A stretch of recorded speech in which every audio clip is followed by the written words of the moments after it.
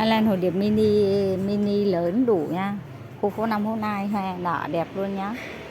Khu phố 5 hôm nay anh chị ơi, 0908 987 960 hoa cho các sự kiện sinh nhật khai trương nhá. Sinh nhật khai trương tặng người yêu, tặng người thân yêu nha. Em có đỏ cherry, đỏ nhung nè, đỏ sắc pháo nè, đỏ sắc pháo bản đồ vàng. Cái này là tím, hồng tím nè, trắng này anh chị.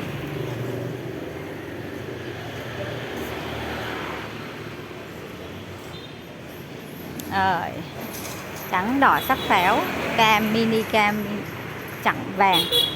Khu phố 5 hôm nay anh chị nha. Trắng đéo quẹo lựa anh chị ở. Mini để bàn xinh xinh một cây thôi đủ xinh nha, quá xinh. Ok, cảm ơn anh chị.